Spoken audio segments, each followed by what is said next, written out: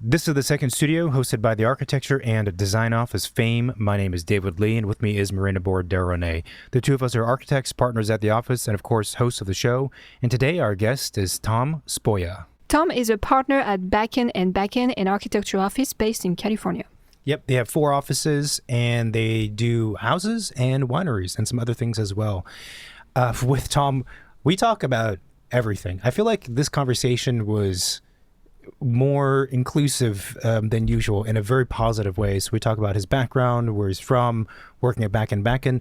Interestingly, he's been actually almost his entire career has been at that one office, which is different from a lot of our guests. So we got to talk about, why he did that, the pros and cons, and his thoughts on it, and his, growth over the many years at that office as a partner at the office, right? We talked about fire resiliency, the Case Study 2.0 program. We talked about materials and fire resiliency. We talked about working with clients, wineries. I don't know. Yeah. Like everything, right? Yeah. Everything in the universe was covered. Sponsors. Stop juggling multiple pieces of software and struggling with design-unfriendly spreadsheets. Programma, built by designers for designers, provides an integrated suite of tools for every phase of your project, from mood boards to advanced specification tools, procurement tracking to project management. Seamlessly integrated, easily shareable, and always current, Programma reduces redundancy and minimizes costly errors. Join interior design movers and shakers by starting for free at programma.design/second studio. Experience the difference with Programma, software built for interior design workflows. This is the second studio with myself, Marina, and our guest, Tom. Here we go. Not just from California, but I'm a San Francisco native. I was born in the city and grew up in the city until about 89, when the 89 quake, my family lived in the marina. And that was a jarring experience for the whole family. And we moved across the bridge to Marin County looking for a little more solid ground. So first little bit of my life experiencing the urban environment of San Francisco, and then second half of my childhood growing up in suburban Marin County in the sun and bike paths and whatnot. Yeah, and for those who don't know, those are very different. Like Marin is such a beautiful place, like you described, and San Francisco is pretty urban. But that earthquake that happened was massive, right? Oh yeah, huge upheaval for the area. Led to a lot of really interesting changes in the urban landscape around San Francisco too. I mean, it was kind of the end of the urban freeway era in San Francisco, and so many neighborhoods that we love today, kind of grew out of that moment of destruction. Yeah, and I know that because we kind of split time between SoCal and Northern California, that even from, this is maybe a bit of a tangent, but even from a real estate perspective, because we have real estate agent friends in both areas, and they said that a lot of buyers are still like hesitant of buying properties right along the water because they have this idea that if something happens, it's more prone to collapses or problems. Yeah, 100%. And it's one of those things that I'm always amazed at the way that the certain neighborhoods like the Marina District that are built on fill have rebounded in a way that it does seem like the collective memories have forgotten, so to speak. But at the same time, the science and code around earthquakes has advanced to such a degree that there's a lot that we can do to build resilient structures these days. And I find it really interesting, the parallels between earthquake code and resilience and where we are today with fire code and resilience. It feels like we're in the early days, whereas earthquake code really, if I recall, kind of started happening in about the 70s in California. And so we've had 50, 60 years of code cycles to develop and test. And, the UC system's been doing so much work to develop resilient buildings for earthquakes. It's like, if you give us that a period of time with fire science, it seems like there's a parallel there to be drawn. Yeah, for sure. Yeah, let's actually. So I want to hear more about your upbringing and how you got introduced to architecture. But let's talk about that real quick, because one of the things that we have in common is that both of our offices participated in the recent Case Study 2.0 program, which, for those of you who don't know, was started after the fires in January. And the whole purpose of the program founded by Crest Real Estate, the Expediters, was to help provide fire victims a path to rebuild, I would say, very high quality architecture and construction, but at a more accessible way. Accessible meaning financially, it's more cost effective and more schedule efficient for various reasons. And both of our offices got to participate. And obviously a big part of all these houses is thinking about fire resiliency. Anyway, I don't really have a question, but I just think that's a really good point that, the earthquake codes and how we do things has had a long time to develop and be thought about and be implemented, and fires maybe less so. Yeah, no, I would completely agree with you, and I appreciate you guys also participating in the case study program, because that seems like such a great opportunity to help the community with some of the knowledge that our firms have collected over the years. Our home office was up in St. Helena in Napan County, and so we've been dealing with the fires just a few more years ahead of Southern California. We lost some of our projects in the 2017 Nuns fire, and have had other fires pass through, 2020 Glass fire, Woolsey fire. I mean, a number of fires around California have affected us. So, just through participating with our clients and our own projects, we had to kind of accumulate a little bit of that knowledge. So it felt like an opportunity where we could give back that learning. Do you find that people, and this is a tough question, and I don't know who has the exact answer to it, but do you find that folks, clients, and people they remember the fires and they actually want to build in response and in preparation for the next one, or do we all suffer from short-term memory syndrome where it's a tragedy and then 6 months go by, or probably longer, whatever period of time goes by, the news stops talking about it and then everyone forgets. And they're like, okay, well, what's most cost effective? I need the VE stuff to bring down the price, fire systems, whatever it might be, kick those out first. Yeah. I don't think so yet in fire. For better, for worse, California has really kind of had major fires for the last 8 or 9 years, where there's been one at least big publicized in the media fire per year. And so it hasn't, I think, had a chance to leave our collective memories.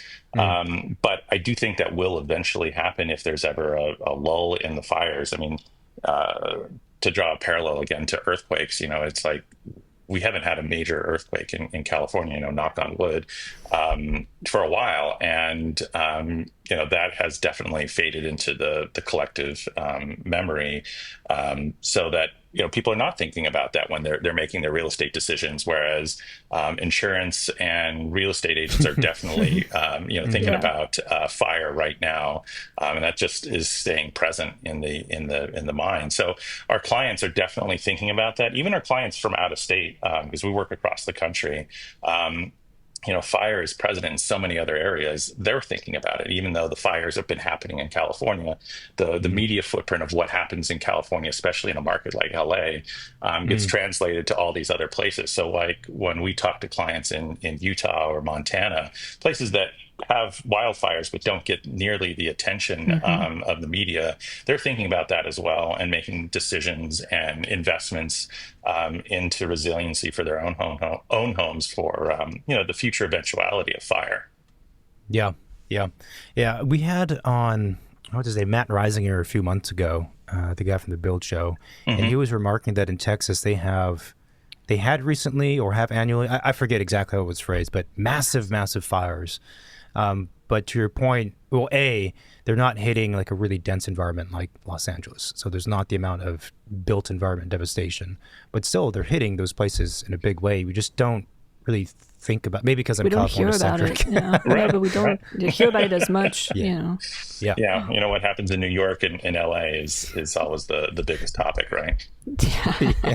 Well, if you live in New York, like anything that happens there, that's like the center of the universe. Exactly. Nothing else really matters. What? You're not in New York? We don't care. I think also it highlights the importance and the value that we bring as architects of educating clients as well. If they're not knowledgeable about some of these things, or they're on the fence about doing them, and then conveying to them, best practices that we should be doing, even if the code does not explicitly call for it. Like there are things that we should be doing. especially from a design perspective, yes, but a construction perspective. And actually, the code falls short in many ways in that regard. Yeah, I would agree with you on that. Code is minimum, right? In most scenarios, and we have the pleasure of getting to work for clients that are putting pretty serious investments into these homes and projects, and talk to them about risk over time, and suddenly those investments that are made early on look a lot smaller when it comes to managing risk on these projects, because these are clients that are thinking about multi-generational in these either investments or family use or things like that. And so putting in an extra 2-3% into the budget at construction can mean that they are not worrying about whether the house is going to be a 100-year home or a 200-year home, that sort of time frame. So let's we deviated. Let's go back. So you're in San Francisco, you moved to Marin, right? How were you first introduced to architecture?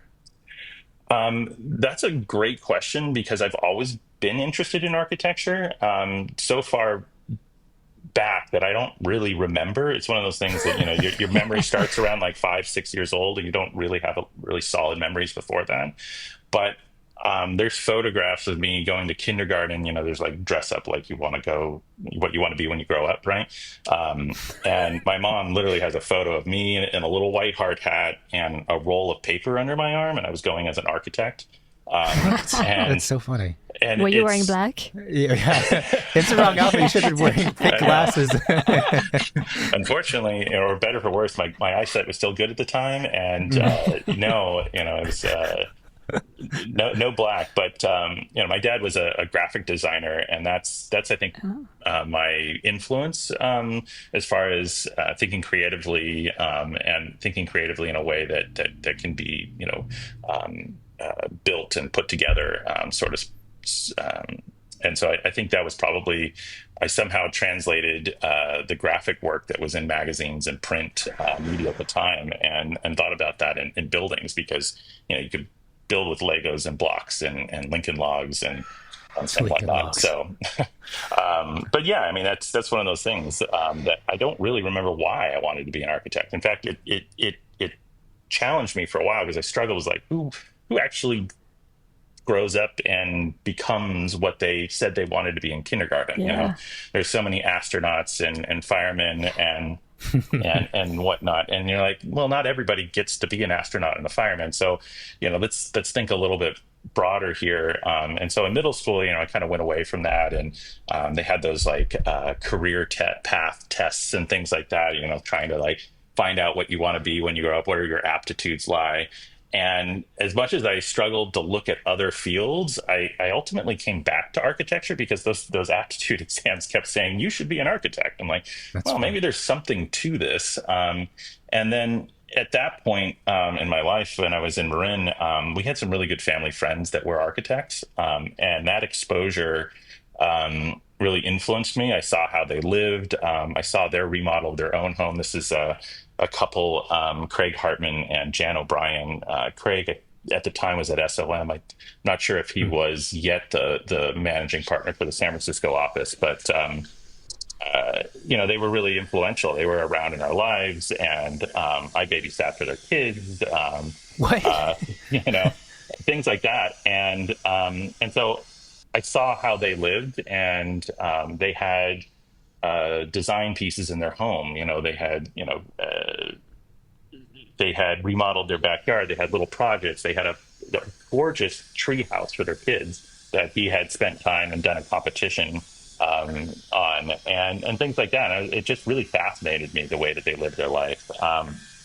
And so I became more and more interested in talking with them. And ultimately, Jan was working for the firm that I work for now, in Sausalito, just down the road, and said, why don't you come down for a summer, see what it's like, intern here, and you could kind of see what the ropes are. And that was in the summer of '99, in my after my junior year of high school, and so I came down and ran blueprints and swept floors and sharpened colored pencils for the partner that was in that office, Jim Gillum, and I just loved every minute of that summer. And I came back to work for them after my senior year of high school, and I've been Hmm. working in some capacity for them ever since, Wow. part time, full time, through my time at Berkeley, and they were the reason I decided to actually drop out of Berkeley. Was I was having so much fun working in an office and actually, doing the practice, that it lured me away from the studio environment. How funny. So, did you go straight from high school? So, was Berkeley, or was your only like formal architectural education There was for a lit. So, go Go ahead. ahead. Um, For undergrad. yeah, Berkeley was my only undergrad formal architecture training, or education, I should say. Um, I did have the opportunity to take some classes in high school. Autodesk, the behemoth that it is, was headquartered in San Rafael at the Hmm. time, and they had donated a ton of software and computers to our high school. And the high school had a traditional drafting class, which I'd gone and taken the first semester that it was available to me, and the hand lettering and pencils and the whole nine yards, ink and everything, and that was great. But after the first semester, they didn't really have a program for people that wanted to do it again.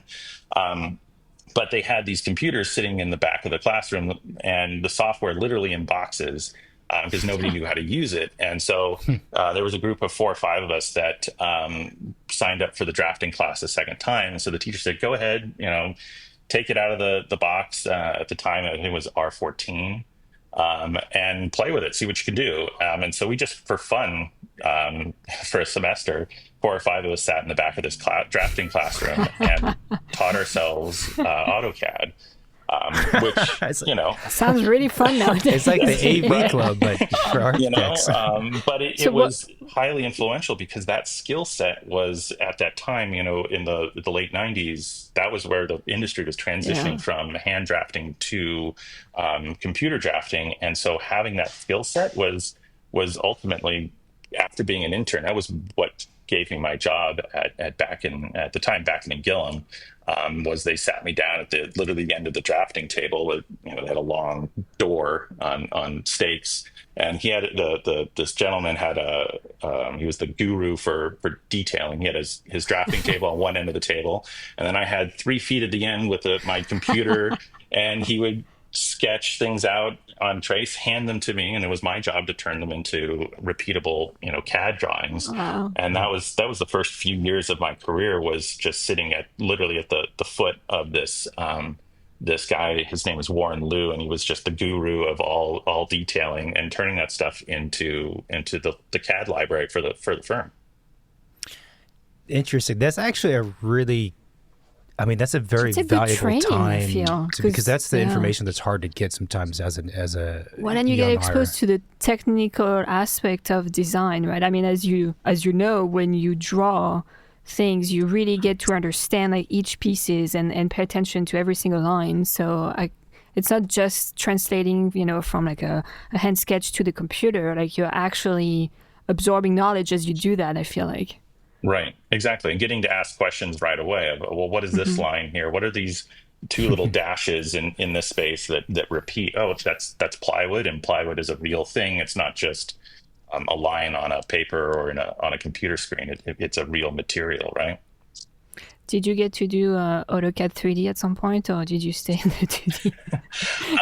I honestly, I stayed in the 2D. Yeah, yeah. My firm, we transitioned to Revit, about 5, 6 years ago, and that happened to be right as I also transitioned in my role from being a project manager and someone who actually did the drafting Hmm. to someone that was leading design and managing and and making sure that everything, rolled. And so I became the person on the drafting table sketching, and so moving from AutoCAD back into hand sketching, and now sketching on the iPad.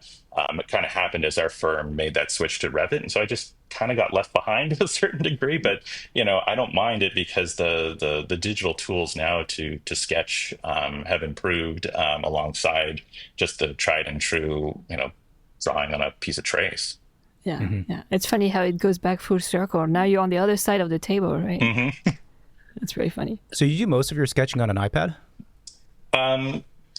Most of my red lines on an iPad, and sketching either in a notebook or on trace. And so it's kind of a combo that red lines, especially to disperse to the team, is kind of easiest via iPad, because then you have record and you can send it to multiple places. And we've got 4 offices and a handful of remote employees, kind of the legacy of dispersion during pandemic. And so being able to bring people together with those digital tools, especially for red lines, has been powerful for us. Yeah. Yeah. So for folks wondering, can you give us a quick description of the office? Like, how large is your office, the kind of work you guys do, the kind of basic stats, let's say? Yeah. So we're now Backen and Backen. The firm, we were originally Backen and Gillum, and then Backen, Gillum and Kroger. The firm's been around since '96, so it's had its growth and transitions over the years as people came and went. But refounded in 2020 as Backen and Backen, and we're about 50 employees across 4 offices: St. Helena, Sausalito, Montecito, and LA. And then we've got a handful of folks in the Mountain West, Idaho, Utah, Arizona, remote employees that we picked up in pandemic. We were founded by Howard Backen and Jim Gillum to really pursue kind of Third Bay Area tradition architecture in the Napa and Sonoma, the rural wine country. He had been working for BAR, Backen, Aragonian Ross's firm that he had founded back in the 60s, and left to pursue that more rural component of design. And the firm grew out of the growth in Napa Valley, the explosion of wine there, and wine culture and wine lifestyle, and we became synonymous with that lifestyle, and so that translated then kind of across the nation as we took that work out elsewhere. Interesting. I mean, 50 people is a really good size office, but it's also not that big to have 4 locations and a few remote folks. Go ahead. Yeah. So how do the projects get dispersed across those 4 locations? Yeah. So historically, pre-pandemic, we really were geographic studios, and so St. Helena and Sausalito operated as sort of like a single studio, with only being about an hour and a half, 2-hour drive away. And realistically, St. Helena was a lifestyle choice so that Howard could live and be in Napa Valley, and then Sausalito was so that the rest of us that we could actually hire the folks out of San Francisco. And sort of the same thing, Montecito and LA operate as a single office, where we had enough projects in the Santa Barbara area, whether it's San Ynez Valley, Montecito proper, to have a little satellite there. But realistically, those operated together. And that was traditionally those 2 hubs service Northern California and Southern California, right? And we really broke things down that way. But in pandemic, when we went fully remote, and we had been doing work around the country, but it was really sort of an additional thing to the Northern and Southern California work.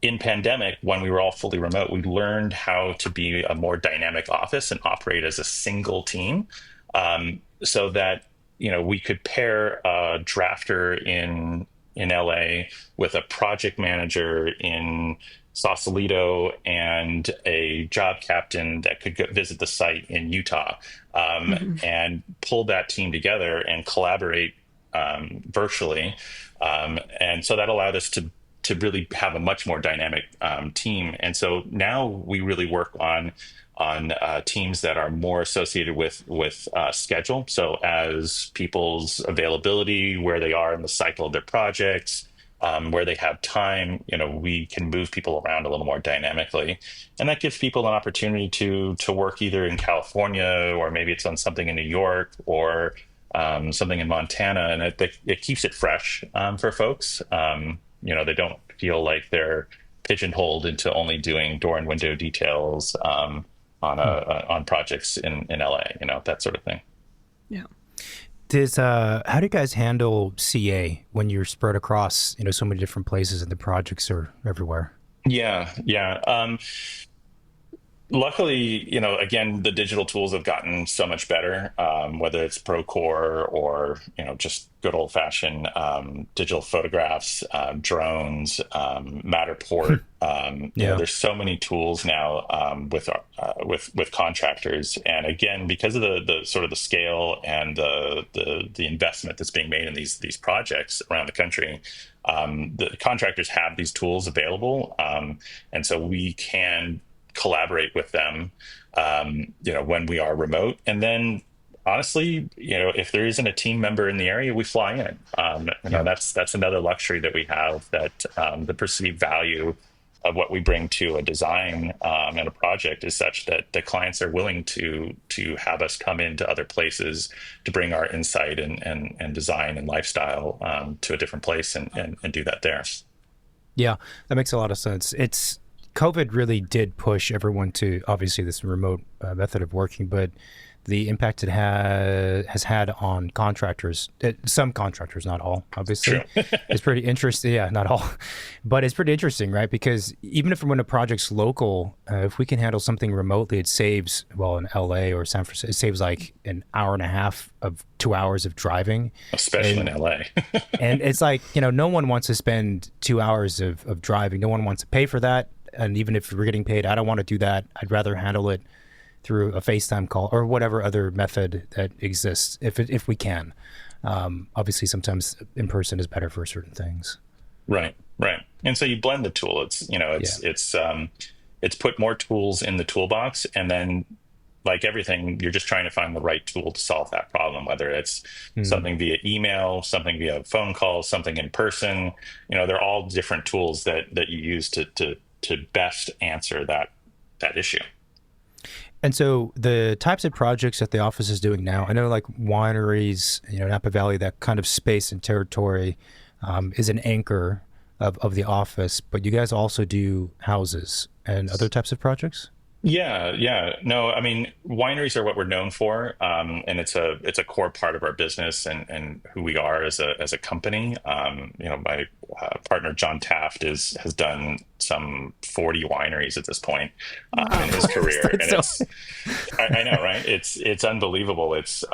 He's one of the living resources in winery design, and it's amazing to sit next to him and have this encyclopedia.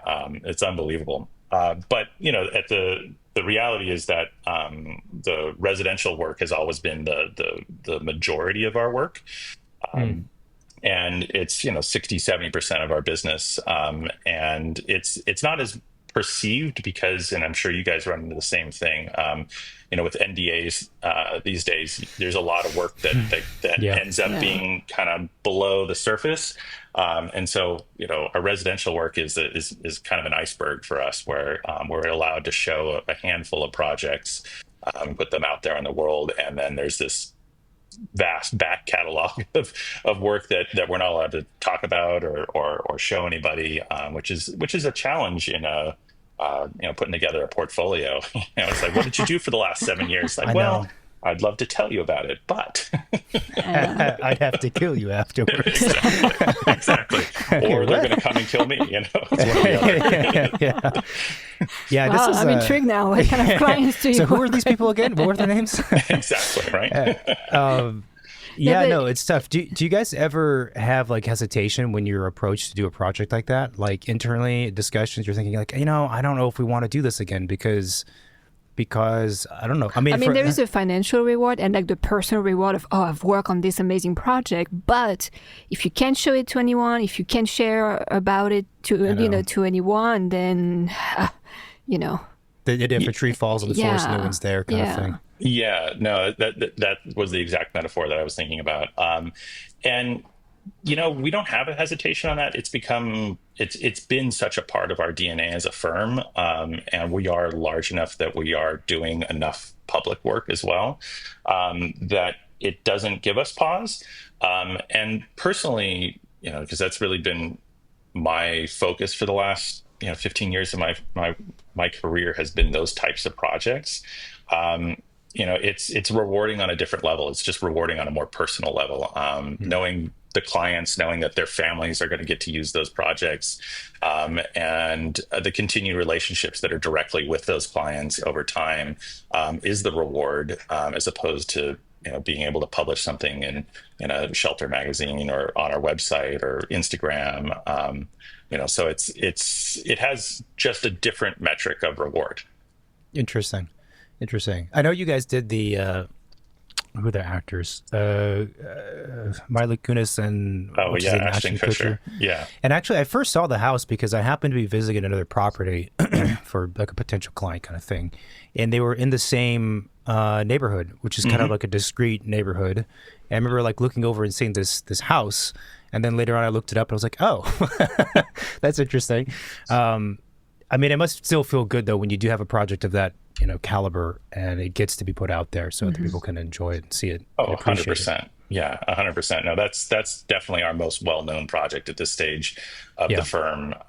And it's been fantastic to work with them. They're wonderful people. I mean, I wasn't personally on that job, met them a couple of times, but the stories are great. And, because we did have the opportunity to photograph and publish it, to share that work, was really special for us. So I want to talk about your overall career, because I think you're one of the fewer guests we've had on who's been basically at the same office your entire career. Is that right? Yeah, that's correct. I did a really brief stint part-time for a firm in Santa Barbara. John Eastman Architects, did more manual labor than I think any drafting for him, but it was still a great experience. What does that mean? Well, he was remodeling his own home at the time, and so there was a group of interns that we were doing millwork and sweeping job sites and demo work for him. Okay, so actual manual labor, actual construction. Yes, actual construction, which was still fascinating. It was a great early point in my career, so to get a moment of being on a job site was still super rewarding. But other than that, single firm, and people ask me, why did you stay all the time? Because I think the vast, the industry norm is certainly to move every few years, right? But the types of projects that this firm has had has been, each project I pinch myself and I'm like, this is a once in a career project. I mean, I'm going to work on 120 acres of vineyard that roll down and look at Mount St. Helena for a family that wants to build a 100-year home for their 4 kids. I mean, that's like most architects would kill to have that as a client. And then the next one comes around and you're going to do a farm in upstate New York, and with budgets that are just astronomical. It's one of those things that each one becomes this once in a career project, and then you sign up for the next one, and then you sign up for the next one, and next thing you know, you're 25 years in and fully invested. So it's been a whirlwind to be able to ride on Howard Backen's coattails, and see and be taken to these incredible locations with amazing views and great clients, great builders. The collaborators that we get to work with is unbelievable, and so it's just each time I've thought about leaving, I get dragged back into the system, because it's like, well, why would I ever walk Yeah. away from this team and Yeah. this client and this site? And it's just next thing you know. I mean, now that you put it like that, yeah, it's like if you start at the top tier, what would you want to go anywhere else but stay there, right? I mean, it's like a lot of the people who reach out to us through the show and other means are younger architects or sometimes students, and they're asking for career advice, basically, let's say. And generally, we always advise, if you can, move around so you can see different offices and whatnot. But there's always an asterisk next to that comment of, if you happen to be the 1 in 1,000 or 1 in whatever ratio where you end up at a job at the beginning and it's good people, good work, and you're loving it, and they're treating you well, then there's a really good argument to be made that maybe don't leave, because actually offices like you described are rarer than I wish they were. Yeah, that's right. And I think it's also about growth. Because I always felt like I was pushing the envelope and learning something new, and growing as a person. There was never stagnation. I was always feeling like as soon as I got comfortable about something, there was something new that was challenging me and pushing me out of my comfort zone. And the other aspect for me that's, I think, a little bit different than some architects, because people leave our firm all the time. When you're 50 people, there's always sort of a churn of people coming and going, right? And folks that I've had really close relationships with, or especially at this stage, folks that I've mentored, came out of school and worked for us for a period of time. If they have interests that are other than just high-end residential, I strongly encourage them to try out other firms. And the interesting thing is we have a fairly good return rate too, of people that have worked for a period of time, left, sign, yeah. and then they just let us know that if we happen to have a position, they would be interested. And so I think that's really important, because we don't do every single type of architecture here. We have a niche within a niche, and that's a very small space. I joke with people that I've kind of worked under a rock for my whole career, because it's this tiny little, very comfortable space, and I love it because I'm strongly drawn to the personal connection that happens in residential architecture. Especially at that high-end level where you're working directly for a client, and you're building a relationship with them, and you get to know them, very well, their family, their hopes, their dreams. And so, there's a connection. And I know that there are other firms that do that, that do that wonderfully.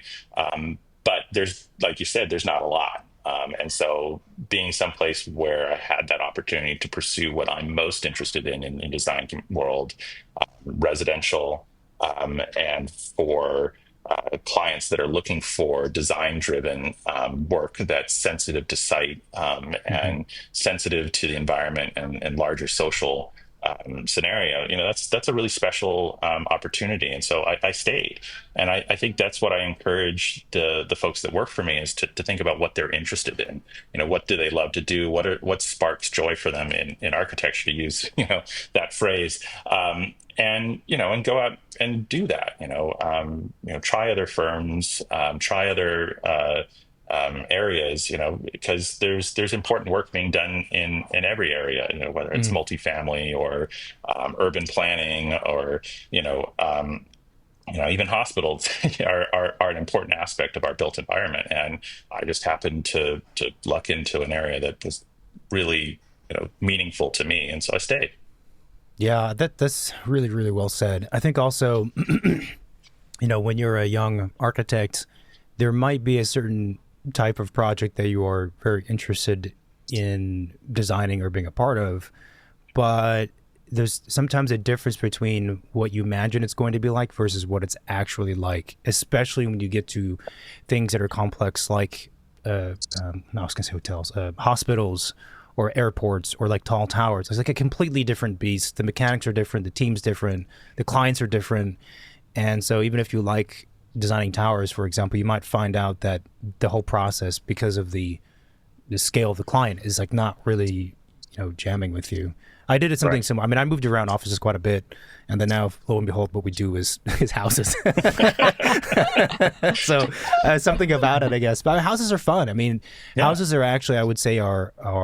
I mean, all buildings are complex, but houses are complex in their own right, and it's just that balance between all the classic architecture stuff and also the personalities of the clients and the personal connection is unique to houses, especially if it's a custom house that someone's going to live in. It's a different set of Well, challenges. the end user impact on the design process is much stronger on single family home residents than an office tower, an office tower or healthcare facility or something like that.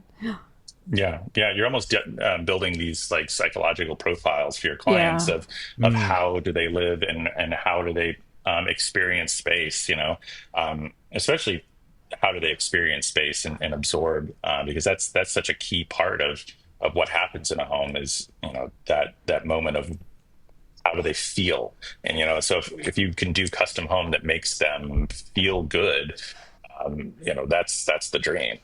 Yeah, that's magic. Do you have any unique requests that you've had from a client that you can share with us? That or cannot share? That you can. Yeah, I can share a few. Broadly speaking, that one of the requests that we get very, very often these days is around wellness, right? The pandemic really turbocharged what was a nascent trend in residential architecture, and now everybody wants that. And so it's also very personal, the wellness space, because different people have different modalities, or they feel very strongly about one thing or another, and so. Cold plunges are huge everywhere. I mean, I know that's not as interesting, but the different kinds of saunas, the different exercise modalities. I mean, we've had the pleasure of getting to work for a handful of professional athletes too, and cool. I think some of the most interesting requests are from them around like sleep and recovery. The sleep science is advanced to such a degree in the last, I don't know how many decades, but we've only been exposed to it really since we've had a couple of professional athletes. But having to think about those special requests of like, how do you make the bedroom as optimized as possible to promote sleep, and sometimes that means separate suites for a couple or things like that, so that if somebody snores or somebody doesn't, that they have the ability to have the best possible sleep that they can. Silent mechanical systems and acoustic isolation and light pollution and all sorts of thoughts like that. So it's you can dive pretty deep on sleep, and it's one of those things that you don't think about until it's like 2 a.m. and you're awake yourself because you've been transitioning time zones or something. You're like, oh yeah, I care deeply about this. That's a very interesting aspect actually of the wellness and all of that. Is there like consultants that focus specifically on sleep recovery that you work with on those types of projects, or you just you just experiment in the office, like you build a bedroom and try different things? That would be fun. Yeah. We haven't done that kind of research in our office. We do have a regenerative practices department that Ann Backen, Howard's widow, founded a number of years ago to kind of do that sort of research to have some wellness information in house. And but for the majority of our work, it's driven by clients, and so these clients show up with their own sleep specialists. Gotcha. And getting to work with that sleep specialist, we then learn the tips and tricks of what good science is along the way. And that's kind of where a lot of our growth has happened, is through each client and their unique needs. We get exposed to these teams of consultants and experts. It's the same thing on the fire science side. Through doing projects, we get exposed to the professors that are doing PhD work at Berkeley or Davis and things like that. And so it's the same thing on the wellness space. And now let's give a shout out to our sponsors who support our show. Available with Revit version 2023.1 onward, Autodesk Insight is a next generation carbon analysis tool that can help you make the leap to low carbon design. With only a few clicks, Insight lets you analyze, understand, and track the embodied and operational carbon impact of your design choices. You can then visualize opportunities for energy efficiency and carbon mitigation with its flexible dashboards, helping you make more sustainable and informed decisions. Check out the Insight link in our show notes to find out more. This episode of The Second Studio is brought to you by BQE Core, the all-in-one firm management software built for architects. Designed by architects for architects, Core helps you track time effortlessly, manage projects seamlessly, and get paid faster, so you can focus on design and not spreadsheets. With powerful automation and real-time insights, it's everything you need to run a smarter, more profitable firm. See how BQE Core can transform your practice by clicking the link in our show notes. What are there specific things you guys do as an office to establish that strong and clear connection with clients? Because I find on our side, that is something I think about all the time, and how to improve that, how we do it, things like that. Yeah, I mean, there's a couple of different things, on a very basic and functional level. We've developed a questionnaire for clients over decades of doing projects and adding, another question. Have you thought about this? And have you thought about that? And so that's on a very functional level. We think that questionnaire does a lot for kind of establishing areas of further research. But realistically, it's personal connection of just going out and talking to them and being authentic and open, and having a conversation with them about their hopes and dreams is the foundation of building that connection. So I hate to leave it at something so simple, but it's not something that we work to manufacture. We just try and be open and good listeners. Yeah, I appreciate that. I think it makes sense, being a good listener. I think it's almost like it's undervalued, or maybe not talked about enough as an important aspect of the architect. And the questionnaire is a funny thing because we've been asked that same question that I just asked you, and a questionnaire is something we do as well. A lot of offices do. I just wish that there was a different word for it, so it didn't sound so corporate and boring. You know what I mean? But it's extremely valuable, extremely valuable, especially if the questions are the right ones.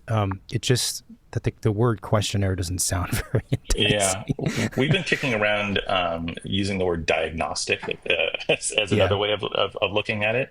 Because it is a process. It's and similar to sort of a checkup or a wellness check or a doctor's appointment. You want to be able to delve the client and their experience and understand where they are and what they need. It's just as important as a solid site investigation, right? You want to know everything you can about a place, and the counterpart to that is knowing everything about the client and their program and needs, right? And so those two pieces come together. So knowing where the rocks are and where the wind patterns and historic fire paths and social context, the stuff that so many client projects and architects are espousing is really important. But it's also just as important to talk about the client as a subject that needs research and understanding and depth. Yeah. Do you guys ever have challenges with, how do I phrase it? Getting enough time with a client in the design process? Because a lot of these clients, when they're high profile or they're very successful, they're super busy. And at least the way that we've been doing things, I find it very important for them to be present. I mean, mentally present for the hour that we're having a meeting. So that way, at the very least, we don't have the problem of 2 weeks later them changing their minds because they weren't really thinking through whatever it was. Oh yeah, no, that's a big challenge for us because of the types of clientele that we're working with. And so, we look at it as each project is bespoke on a lot of levels. It's not just the design, right? It's creating schedule, fees, process to meet the clients where they are. And so designing the process can be just as important as designing the project. And so, we sometimes have to adjust on the fly too, as a client promises like, oh, I'm going to be available every single Monday in the afternoon, and we're going to have a standing meeting, and we'll get through this in 9 months, no problem. And then the reality has been like, sorry, I've skipped the last 6 of these Monday meetings, and and you start having to adjust, and that's fine, because we look at ourselves as a custom design firm, and so we meet the clients where they are, and so sometimes it's literally getting on a plane and going to wherever they are, in order to do the presentation, or because some clients need to be in person, right? They need to see the plans and have the discussion in person. Some prefer to do it via Zoom. It's certainly not my preference, but you do it because it's meeting them where they are. And if the client is only available once a quarter, you set up a day where, I have a client this way right now where we do 8 hours with that client. It is Wow. exhausting session. Bring the snacks, lunch is Yeah. catered, Yeah. and we sit down and we rotate in consultants, and we do 8 hours of work, and it's one condensed and dense day, and we're just drained at the end of it. I know the client is as well, but that's what works for them and what they could fit into their schedule, and so we meet them there. Yeah. That's insane. Yeah. Right. But at the same would- time, it might be very efficient because Yeah. then you get everything, presented in the same day. And hopefully you get answers and decisions made, soon after that. But, Well, hopefully yeah. the meeting starts in the right direction, which I'm sure it does for you folks. But I'm just thinking it'd be pretty funny if, like, first thing you pitch, like, I hate it. Okay, well, the next 7 hours are going to be tough then. Yeah, and that does happen sometimes, but it's having the confidence to then pivot on the fly, which was something that we saw from, or I feel like I learned from Howard Backen, was the ability to be confident in our process and our philosophy, to not necessarily, hold on to one answer. Like, that's kind of the beauty of design, is there's a lot of answers to any single problem, and it's kind of sussing out, well, what are you're constantly weighing all these different variables. And so if you go in and you say, well, in our meetings, in our process, we thought that these were the factors that were important, and that drove us to make these decisions and solution. Well, if you find out in the meeting that the client actually had a slightly different, ordering of those variables, it's like, all right, let's get out the trace and start going in another direction, and having the confidence that the process can lead to the result, not necessarily that the result is the the be all end all. Yeah, that's also incredibly well said. I want to go back a few minutes ago. You were talking about, your own personal growth in the office, and it occurred to me that, in the career of a younger architect, there's different skill sets one would try and acquire. We could roughly categorize them as, let's say, there's the technical knowledge or skill set. There's also the design knowledge and skill set. There's leadership as a skill set, working with clients or onboarding clients or getting clients, like, different buckets. And so I'm going to guess that it seems to be that you are able to, acquire these different skills and learn things over time, all underneath the one place. Yeah, exactly. I mean, that's been the reason, or one of the other reasons I stayed, was that there were people that I could use as mentors, and expose myself to those different aspects. And whether it was working with some of the construction and detailing gurus that were here in the office, or working with some of the visualization folks, Jim Gillum actually taught a class in rendering at Berkeley, and so to be able to see how he sketched things out and created these beautiful experience tableaus for clients with colored pencils and watercolor was amazing. And then to work with someone like Howard Backen from a leadership and design process and client relationship master, and get to see how he worked over the years was unbelievable for my career, and so on and so forth. It was all these different folks that influenced me along the way, to become the designer that I am today. Someone I should absolutely mention is this guy named Nee Cloud that had worked for Andy Skurman, and he, I worked for him for a while. He was a project manager at the firm, and just his expectation of the level of documentation that we would do in a set of drawings, just it initially as a drafter, it was challenging, right? I'm like, okay, we're going to draw everything, but eventually it became like, all right, let's meet those standards of graphic clarity and construction drawings, so that you can guarantee to a client that the contractor is going to build what we're designing. And so it's just been so many people along the way that have influenced me, and that's a big part of why I never went back to finish my degree at Berkeley. While I was feeling challenged there, and really struggling with the studio format, and at the same time, I was having exposure to these masters of their craft, and ultimately led me to the California experienced architect pathway. And so I've been on that journey for 25 years of just being out there in the field and working for people that were great at what they did. Did you ultimately find that one of those half a dozen skills was more to your preference? Like you'd rather be more focused on design versus this versus that, or something else? It's also evolved over time. 5-6 years ago, if you had asked me what I thought I would be doing now, I really thought that I wanted to be a project lead through the rest of my career, because I wanted to work with the craftsmen and the contractors and be the person that was out in the field every day, in the job trailer, and knew all the guys on site. That's what I thought I wanted to do, and I loved that. And don't get me wrong, I still try and capture that whenever I have the opportunity. Yeah.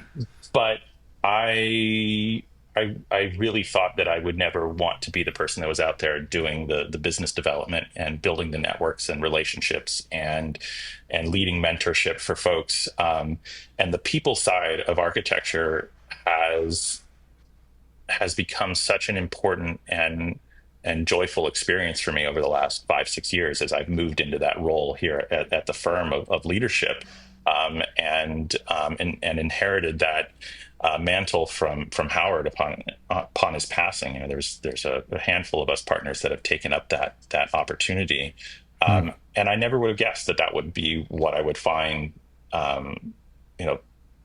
so moving on a day-to-day basis. And it's the leadership side and people of architecture in the world have just completely surprised me, and I love it. So it's become a big part of my day, anyways. I love that.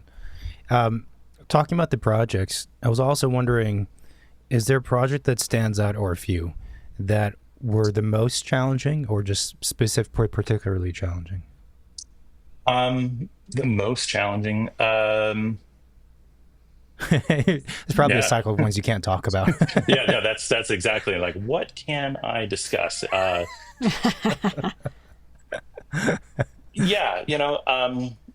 Because there's different kinds of challenges, right? There's technical challenges.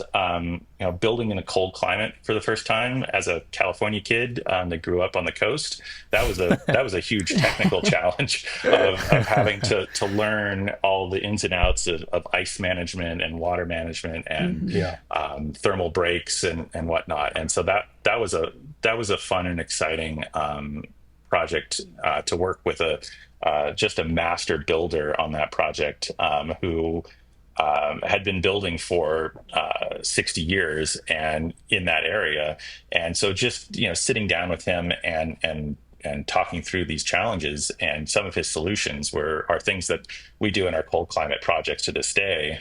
Around like drains at doors and windows, and when you do a light well, and what do you do down there, and so Yeah, yeah. these really challenging moments of dealing with the cold was exciting, an opportunity. And then there's other challenges around client management, and I will talk very broadly at this level, because it's those are the ones that can't talk about too specifically. But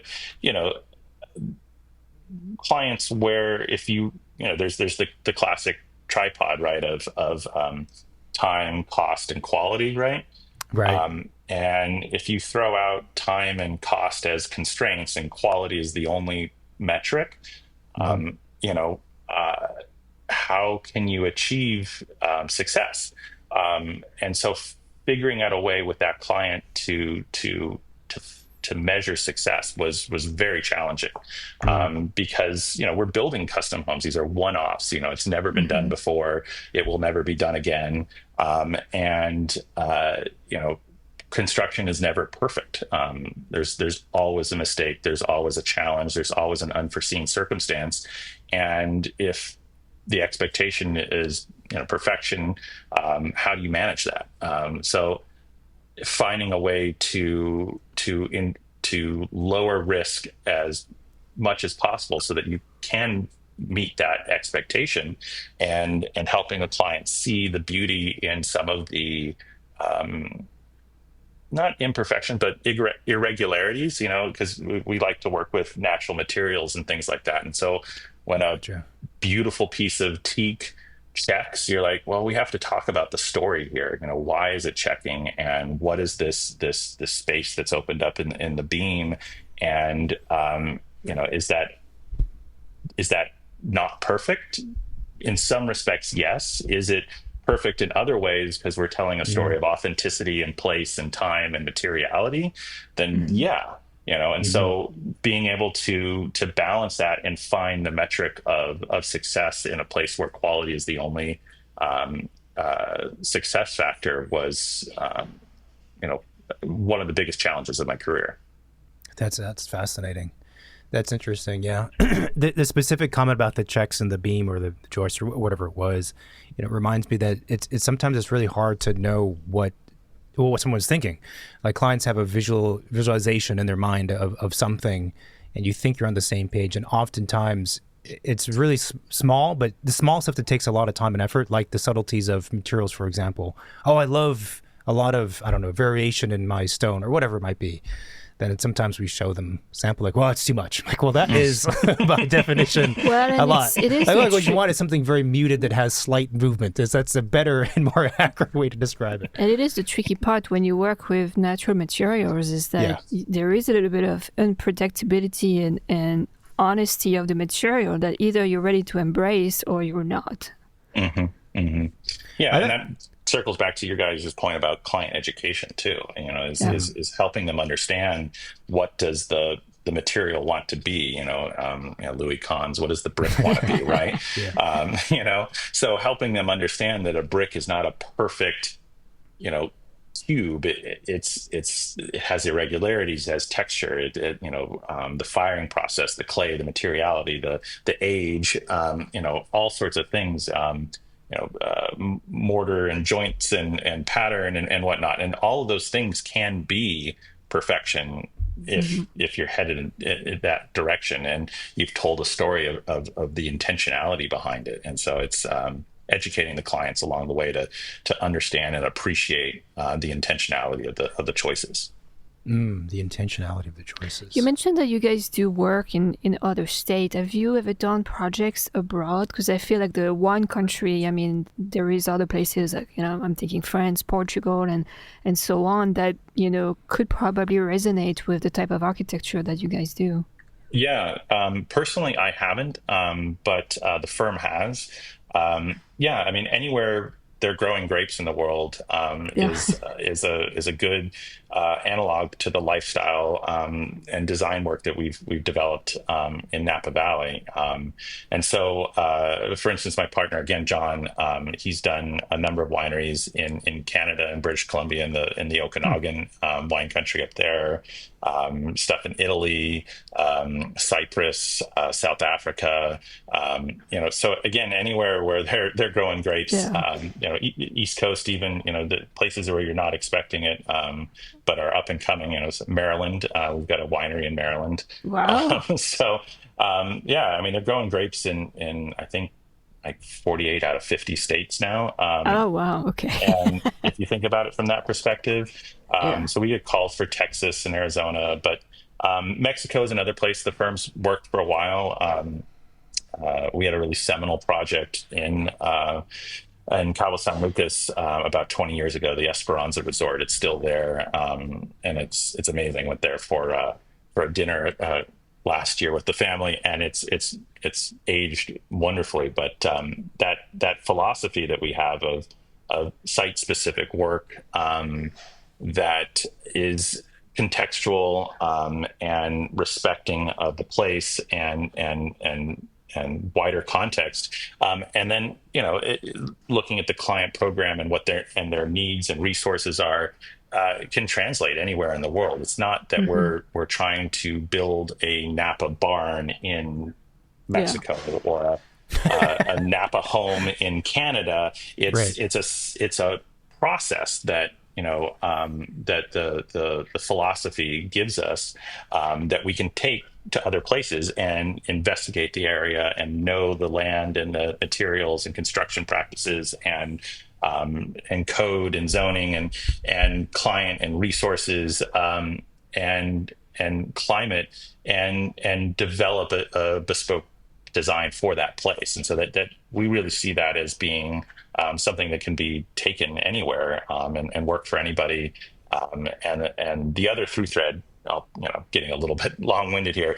The other through thread is hospitality to it, and so what Yeah. Mm. we're Yeah. interested in is hospitality across those things. So hospitality in restaurants, hospitality in residential space, hospitality in resorts and wineries, and so and frankly in retail as well. Howard and Jim participated in the development of a number of retail concepts, that pushed residential experience into retail, whether that's the Pottery Barn in the early 90s in their store concepts, to Williams Sonoma Home, and most recently the RH Galleries, in collaboration with Gary Friedman. That was all about hospitality in the retail space. And so that's the thread that connects all of our project types is hospitality, and then applying that to a process, and we can go anywhere. I mean, I think the the exploration of trying to do something that's different and unique every time, that's site specific, is the fun of it, rather than regurgitating. And the Hmm. counterpoint to that, and the question is it challenging to still have a kind of like perceived consistency across the work, or does that not matter? Um, it it is challenging, without a doubt. We've done enough work and are synonymous enough with modern farmhouses, right? That that's what people show up and call, and especially the cold calls.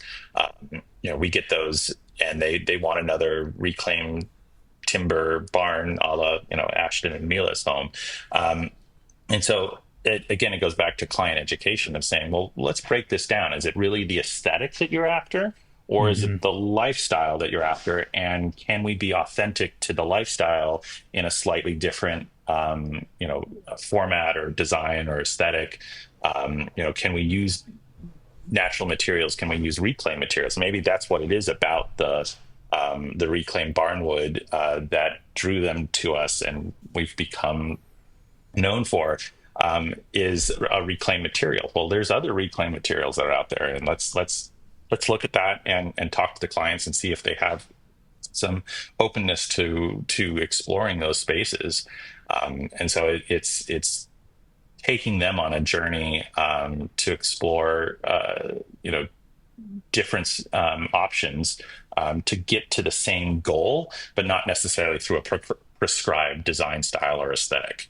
Yeah, that's also incredibly well said. I think that reminds me that one of the things we always have to do at the beginning with a lot of clients, actually not all, but a lot, is to kind of take them a few steps back and say, let's distance ourselves from this particular visual you have in mind, which is the end product, as you kind of called it earlier. And let's work backward, understand the motivations behind the larger motivations behind the project to begin with, and also why you're drawn to that particular image or images, and then start from there, rather than starting at the end, which a lot of clients tend to do, and understandably so, right? They say, I like that. Right. I want windows that look like that. I'm like, wait, let's hold up. Let's let's put pause for a second. Let's step back, and talk about, the bigger, raison d'etre, and that is actually much more productive. Because actually, I find if you don't have that level of understanding, you can't move forward, even if you happen to agree with them that you also like those types of windows. Like doesn't help you build a foundation of trust or process at all. Yeah. Internally, one of the questions that we always think about when a client comes and says they want something is like, what is the problem that we're trying to solve for them? And sometimes it's big existential problems that they're solving, anxieties and societal issues and things like that. And sometimes it's much smaller, and it's purely control or something like that, or that they have insomnia at 2 a.m. There's the problems can be all over the place, but it's taking the input and directive from a client and thinking about what is it that they're solving for here, and trying to think at a higher level about what is that issue.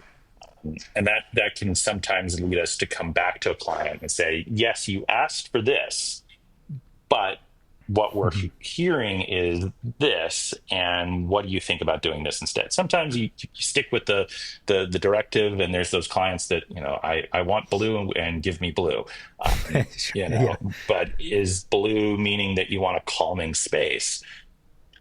Right. And thinking about it from that perspective. And so there's a lot of opportunities to step back and find new pathways, rather than necessarily walking the tried and true. I couldn't agree more. That's also very well said. Talking about going back to the CS2, the Case Study 2.0 program and the house you guys designed, and the broader topic of fire resiliency, which we've discussed in the show before, but it'd be great to hear from you guys what things you are doing, what things you're recommending clients to do or be mindful of, in building houses and structures that are more prepared. Sure. The biggest thing is starting outside of the home, right? And so finding either a landscape partner or whether that's a landscape architect or landscape design build or design or whatever, that's thinking about it further out from the building. It's looking at how do we start to slow the intensity of fire further away from the structure, because any opportunities to lower the intensity by the time you reach the building edge is going to improve your chances of success of surviving the fire. And so careful landscape design, and then same thing with hardscape and features on the property. Another one is evacuation. How are you going to get out? What's the length of the driveway? How easy is it to hop in the car and be out of there at 3 a.m. when the fire rolls over the hill? And so that's outside of the building is really important. And I think that's where we spend the majority of our time preparing. We also have the luxury that most of our projects are on larger site, at least an acre. The case study is kind of a little more unique, where your zero lot lines and whatnot are really pushing a different sort of approach, where we can only really harden the building to protect the structure. And so, in those scenarios, we're using the same techniques of once you pass through the landscape to the structure itself. The case study is doing the same thing. So it's looking at those opportunities to make the envelope tight more than anything else from ember intrusion. And there's the basics with vents. And, you guys have had some great podcasts this year about unvented attics and things like that. And it's a little counterintuitive to the lifestyle that we espouse in our projects of bringing the outside in and connection to nature and whatnot, and trying to make this hardened shell. And so, how do you balance the two? And that can lead to some interesting solutions. And so, we're looking at all sorts of alternate products that achieve similar sort of fire resistant classifications, to get technical from them, Class A ratings, right? And so there's treatments for wood, and so you can still have a wood structure that, stucco is fantastic, and the choices you make in your detailing of how those pieces meet, are they really going to be tight? Is that achievable by a contractor to keep that tight moment, or are you going to end up with movement over time that opens up those spaces, and then there's an opportunity for an ember to get into there, and other little things that are subtle, like tempering all your glass. Generally speaking, fire is intense for a short period of time, and so having even a 20-minute rating on your glazing throughout the house rather than standard glazing can make a difference, right? And so looking at those opportunities. Porches are another place where you extend the hardscape out from the house, and so the flame is kind of stopping further out. Are little places that you can subtly influence the resiliency of a home in a way that it's not really perceptible. I appreciated it, especially in the Palisades fire. There was that passive house, right, that got a lot of publication. Of the concrete walls and very small window openings. I apologize, whatever's going on outside, it suddenly started banging away. And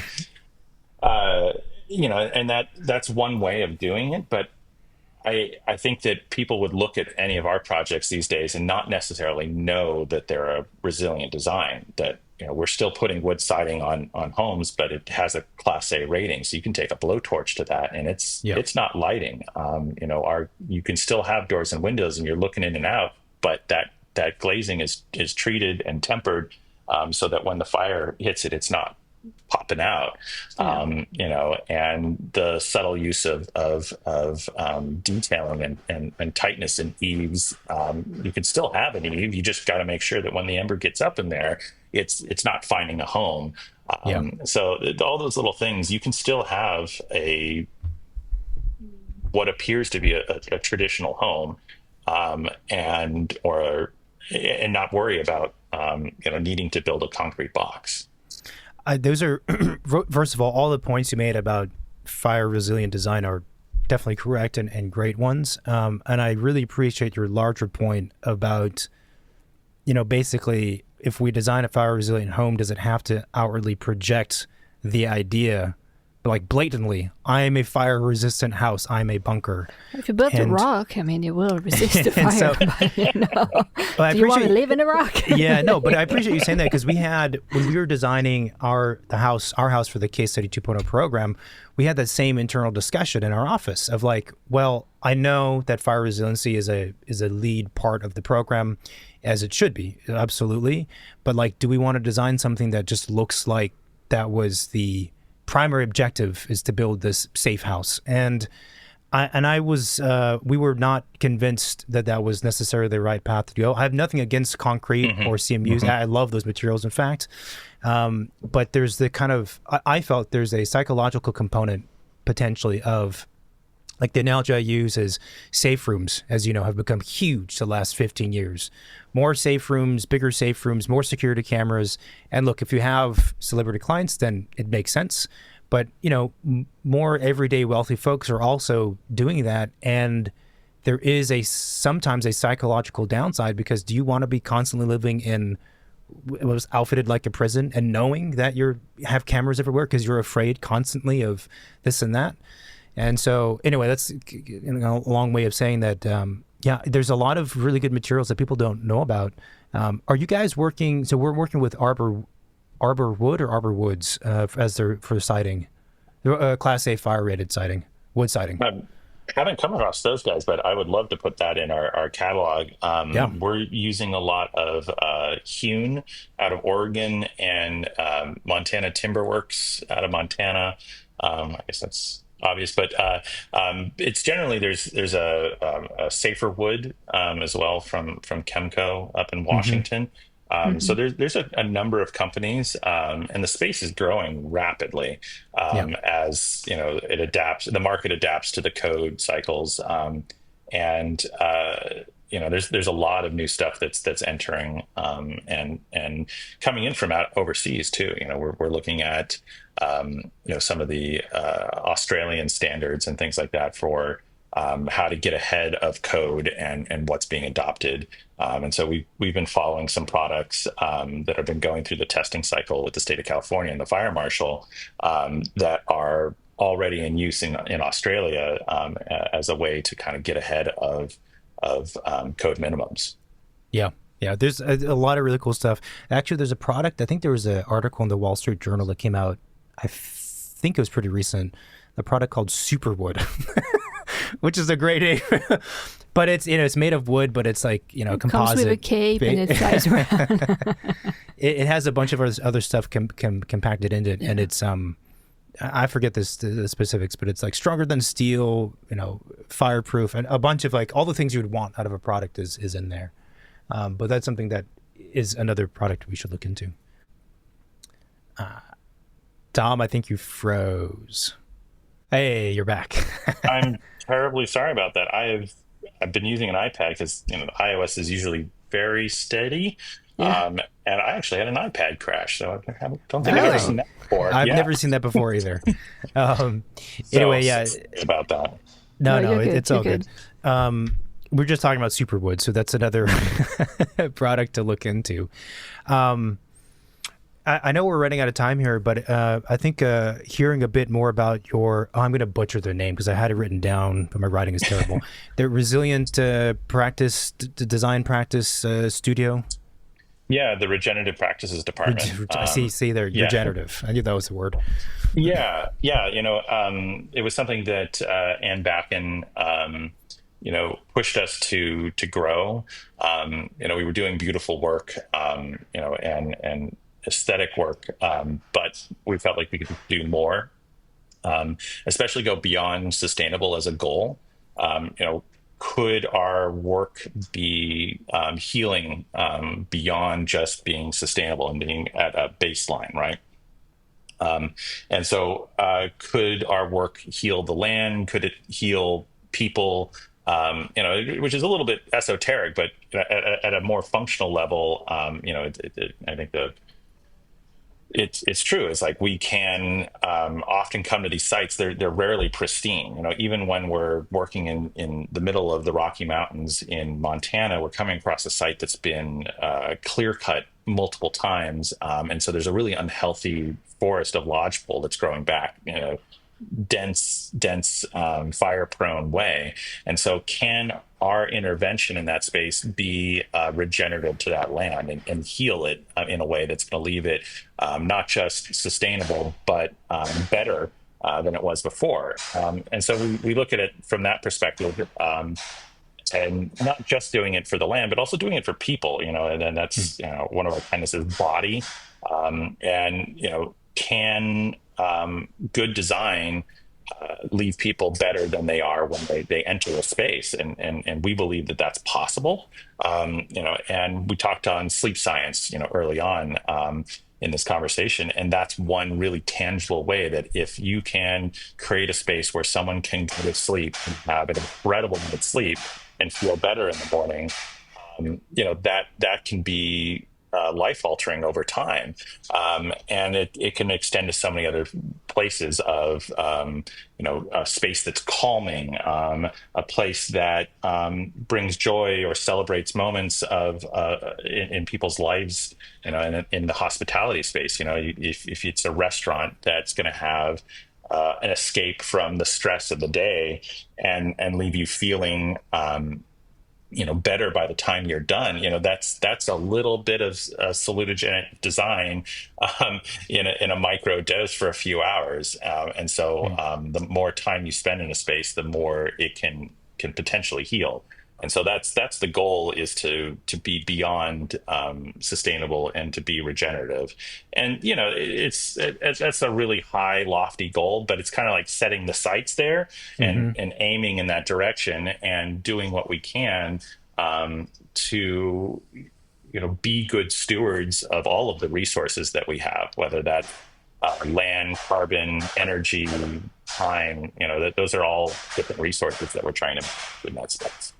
Yep, makes complete sense. I love it. And I appreciate what you said about, setting those standards or those goals and aiming for them. I think that's incredibly important. And I think it's wonderful. Tom, thank you so much for making the time on a Tuesday morning. Usually we do these on Fridays, so it's Friday morning. It's not Friday, unfortunately, it's Tuesday. This was really wonderful. It was a fun conversation. We covered so much stuff. Really appreciate it. Hope we can keep in touch. Yeah, I really appreciate both of you guys' time and the really insightful questions and the opportunity to chat and today. And again, I apologize for my technical challenges over here, and it's all good. And whoever's moved outside and started banging away. I really tried to find a quiet conference room for you, so hopefully that doesn't translate too much in the recording. No, it just makes it more authentic. Yeah. That's life sometimes, right? Thank you, everybody, for listening to this week's episode. If you want to support the show, then you can leave us a review in the Apple Podcast app. You can also find us on Spotify and YouTube, all other podcast platforms and players. And on social media, we are mostly on Instagram, so give us a follow at Second Studio Pod is the handle. And, join the community, leave comments, comment back, DM us questions, blah, blah, blah. You can also send us a text or leave a voicemail at our hotline, which is 213-222-6950 for guest suggestions, which we're always looking for, or topic suggestions. And beyond that, that's it. Stay tuned for more. Right? Yeah. We have a website. You can check out the website. All the stuff is on the website. We're out there. And stay tuned for more, is what Marina would say. As Marina just said. Okay. Talk soon. Bye. Bye.